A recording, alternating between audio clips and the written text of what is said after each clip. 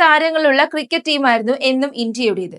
Super താരങ്ങളായും ക്യാപ്റ്റനുമായും ഒക്കെയുള്ള കലഹത്തിൽ പിടിച്ചു നിൽക്കാനാവാതെ പടിയിറങ്ങിയ Indian പരിശീലകരിൽ Bishan Singh ഭേദിയും Greg ചാപ്പലും Anil കുംബ്ലെയും എല്ലാം ഉൾപ്പെടുന്നു. ജോൺ റൈറ്റും ഗാരി കേസനും രവി ശാസ്ത്രിയും ഒക്കെ താരരാജാക്കന്മാരുടെ പ്രീതി സമ്പാദിച്ച് പരിശീലക സ്ഥാനത്ത് വിരാജിക്കുന്നതും ഇന്ത്യൻ ക്രിക്കറ്റ് ആരാധകർ കണ്ടിട്ടുണ്ട്. എന്നാൽ ഇപ്പോൾ ഇന്ത്യൻ ടെസ്റ്റ് ക്രിക്കറ്റ് ടീമിൽ ഒരു അപൂർവ സൗഭാഗ്യം കൈവന്നിരിക്കുകയാണ് മുഖ്യ പരിശീലകൻ ഗൗതം ഗംഭീറിന്. രോഹിത് ശർമ്മയും വിരാട് കോഹ്ലിയും ഒരുമിച്ച് പടിയിറങ്ങുമ്പോൾ ടീമിലെ ഏറ്റവും വലിയ സൂപ്പർ താരമായി ഗംഭീർ മാറുകയാണ്. കളിക്കുന്ന കാലം മുതൽ അധികാരം പ്രയോഗിക്കാൻ ഒരു മടിയുമില്ലാത്ത ഗംഭീറിന്റെ ഏകാധിപത്യം ഇനി ടീമിൽ കണ്ടാൽ അത്ഭുതപ്പെടാനില്ല. ജസ്പ്രീത് ബുംറയും മുഹമ്മദ് ഷമിയും രവീന്ദ്ര ജഡേജയും മാത്രമാണ് ടെസ്റ്റ് ക്രിക്കറ്റിൽ ശേഷിക്കാനിടയുള്ള മുതിർന്ന താരങ്ങൾ.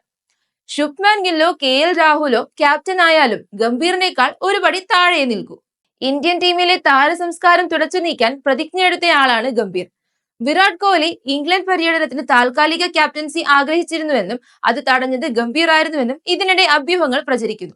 ഗംഭീറിന്റെ പദ്ധതികൾക്ക് സെലക്ഷൻ കമ്മിറ്റി ചെയർമാൻ അജിത് അഗർക്കറുടെ അകമഴിഞ്ഞ പിന്തുണയുമുണ്ട്. ഇങ്ങനെയൊരു സാഹചര്യത്തിൽ ക്യാപ്റ്റന്മാരുടെ അപ്രമാദിത്വം കണ്ട ഇന്ത്യൻ ക്രിക്കറ്റ് ടീമിൽ ആദ്യമായി ഒരു കോച്ചിന്റെ ഭരണം കാണാനായേക്കും. അതേസമയം ഈ വർദ്ധിച്ച അധികാരം ഇരുതല മൂർച്ചയുള്ള വാളായിരിക്കും ഗംഭീറിന്. നേട്ടമുണ്ടായാൽ ക്രെഡിറ്റ് മുഴുവനായും ഇങ്ങു കിട്ടും, കോട്ടമുണ്ടായാൽ പിഴയും മൊത്തത്തിൽ ഇങ്ങു പോരും.